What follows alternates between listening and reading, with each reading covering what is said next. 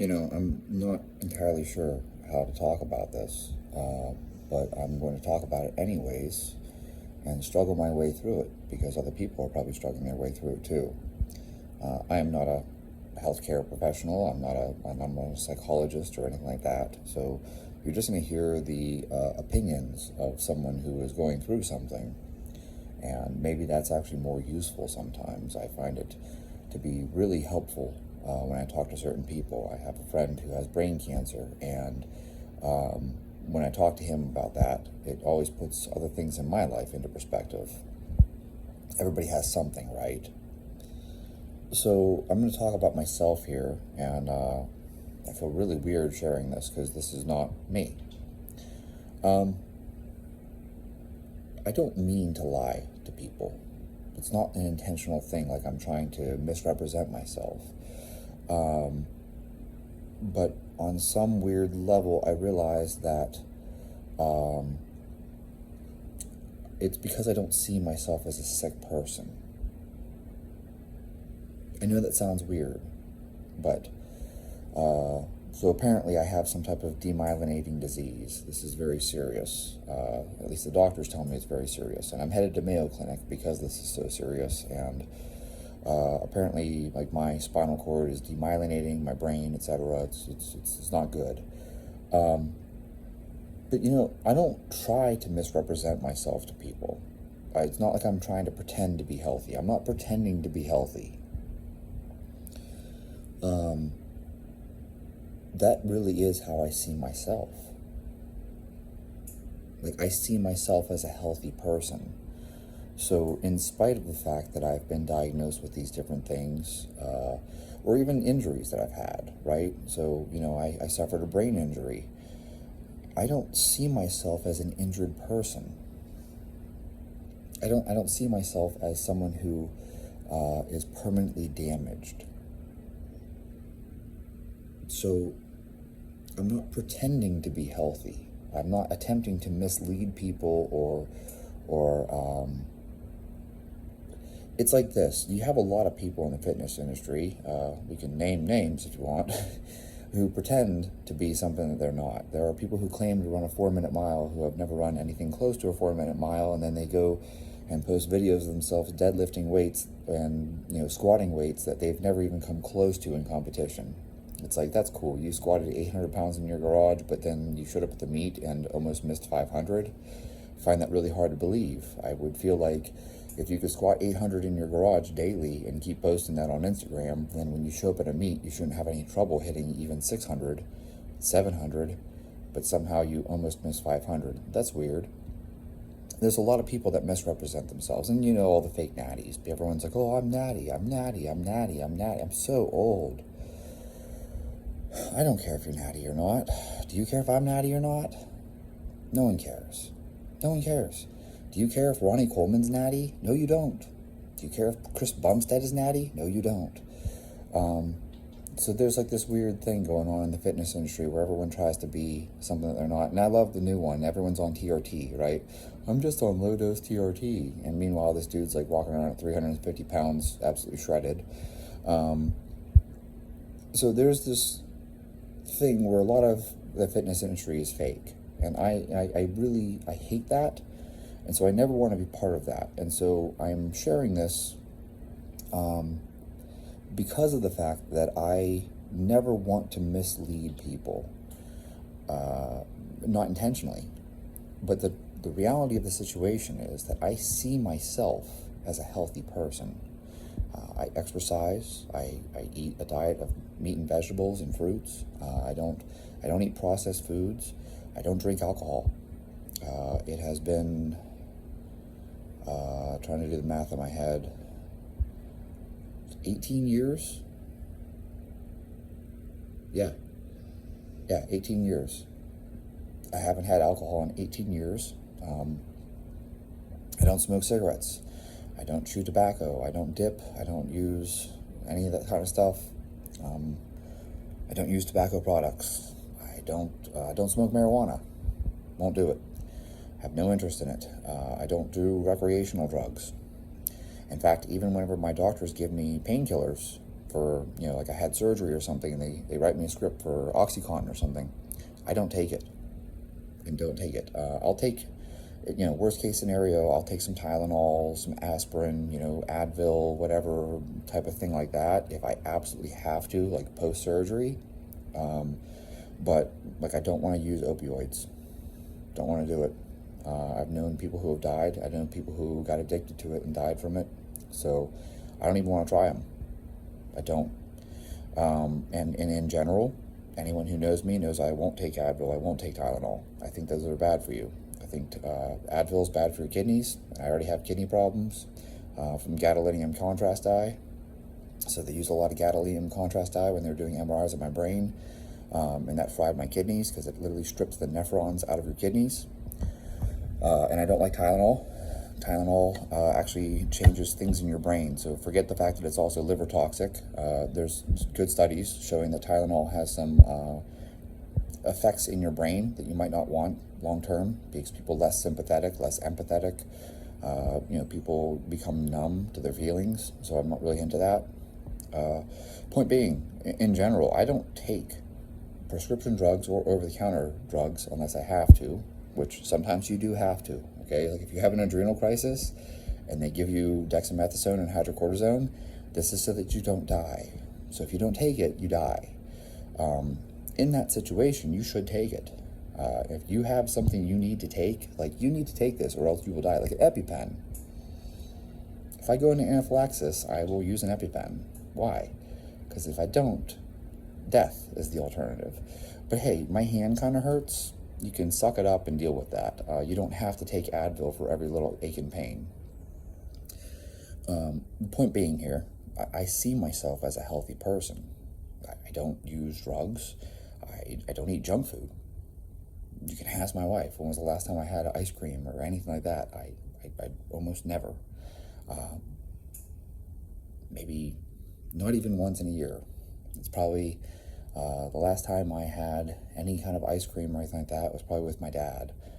He was dying of cancer. He was in hospice care, and I had a sandwich and some ice cream with my dad because it was us sitting down and sharing a meal. As I keep telling all of you, I've said it on Instagram. If you don't follow me on Instagram, follow me on Instagram. I keep telling people it's more important who is at your table than what is on the table. Okay? No, I don't react well to eating bread. It makes me sick. And I still had a sandwich with my dad. Why?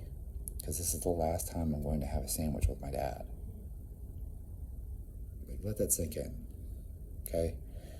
Who is at your table is far more important than what is on the table. I would give absolutely anything in this entire world to sit down and have a salami sandwich with my dad again. We used to do that as kids all the time. My dad did not cook. So we'd spend the whole day working on the farm, and my dad would just whip out, the salami out of the refrigerator, grab a loaf of bread, and we would sit down and just have just white bread with salami on it, salami sandwiches. And I would give anything in this entire world for that. And when my dad did cook, he made Spam sandwiches. He would take Spam and slice it up into thin slices and then cook it in the frying pan, and then you just put that on 2 pieces of white bread. And, if you're really fancy, you can toast it. So yeah, I'd give anything for another sandwich with my dad. But that's like I've said before, I'd give anything to have ice cream with my grandmother again. My grandmother used to, after dinner, we were allowed to have these 2 little ice cream things. They were called bonbons. I don't know if they even still make them. It's a little vanilla ice cream covered in chocolate. We were allowed to have 2 of them after dinner. And, of course, I always saw my grandmother once a year for maybe 2 or 3 days. So this is not like we did this every single day year-round. I would go visit my grandmother over Thanksgiving or over Christmas. She lived about 6.5 hours away from us. So we only saw her once, maybe twice in a year, max. And, for a couple days, I would get to have ice cream with my grandma. And she would sit and tell me all these stories about having lived in Japan and Norway and Germany, and she lived all over the world. So she had all these amazing stories, and she spoke all these different languages. She was really fun. Again, who is at your table? That's far more important. But in general, I live a pretty healthy lifestyle. I mean, I'll sit down and eat, meat and vegetables for all of my meals, and I'll snack on fruit. I'll have an apple or a banana, maybe an orange, a kiwi, something like that. That's my junk food. My junk food is sometimes I have frozen blueberries. I know you're all shocked. But it's because I feel better. I don't feel well if I eat junk. Like if I eat chocolate bars and ice cream, and I don't feel well. And there's nothing wrong with eating bread. As far as I'm concerned, white bread is the same as you eating white rice or, potatoes or whatever. It's a low-fat, high-carb source.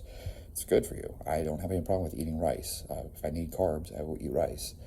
The reason why I choose white rice instead of choosing white bread, because I don't feel well when I eat bread. It makes me sick. So rice it is, and potatoes are okay. I don't know. Sometimes I feel like I don't digest them well. They just kind of sit in my stomach, so I'll be burping them up 2 hours later. It doesn't feel good. I don't get sick from them, but I just feel like I don't digest them well, so I tend to just go with white rice. If you digest potatoes better, eat potatoes. If you digest bread better, eat bread. I don't care. The point being that, in general, I'm not eating junk food. So I see myself as a healthy person. I exercise. I go for a walk twice a day. I get at least 2 miles of walking in, minimum. Probably most days I probably get 4 or 5 miles of walking in. It's the joy of having a dog. These are the things that I look at in my life, and I think of myself as a healthy person. So I'm not pretending to be healthy, though. I genuinely see myself as a healthy person, in spite of the fact that apparently it turns out I have a demyelinating disease. What's going to happen with that? I have no idea. We'll find out.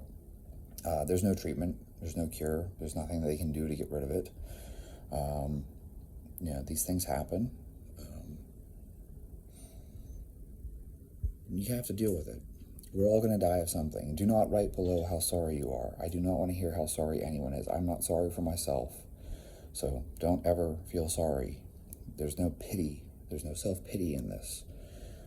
Everybody has something. You know how many friends I had that died in their 20s? I'm almost 40. I've lived twice as long as some of my best friends. So everybody's got to die of something. Don't be weird. And on top of that, demyelinating diseases aren't really a death sentence. This isn't like cancer where you have 1 month to live. These are really slow, degenerative conditions. But what's that going to do to me, right? Maybe I won't be able to lift weights anymore. Maybe I won't be able to run anymore. Maybe I'll have issues with other things. I already can't play guitar and piano anymore because my hands don't work. Should have known that something was wrong by the fact that my hands don't work. So, I've lost the ability to do things like that. I have trouble with typing, so I use talk to text for everything. But that's life. Everybody has something. But the big thing that I'm doing here is I'm talking about this out loud and I'm sharing it because I don't want people to be, I don't know, would people feel deceived if I come off as someone who's healthy and fit, but I actually am battling some disease? I don't know. But I'm putting it out there. I'm sharing it because I don't know where this is going to go. So, I should have known something was wrong. I thought I had just injured my back. That's why I thought I had all this pain. I had all this back pain for 2 years now. I've had severe back pain. And I was sleeping on the floor because my back hurts so bad that I can't lay in bed. It's too soft and my back would kill me. And I just was in excruciating pain all the time. And I thought I had a back injury. So I went through scan after scan after scan looking for discs, vertebrae, muscle tears, tendon ruptures, etc. And all this time it turns out that I actually have some type of weird disease that is attacking my spinal cord itself and my nerves. So at least we have an answer now, right?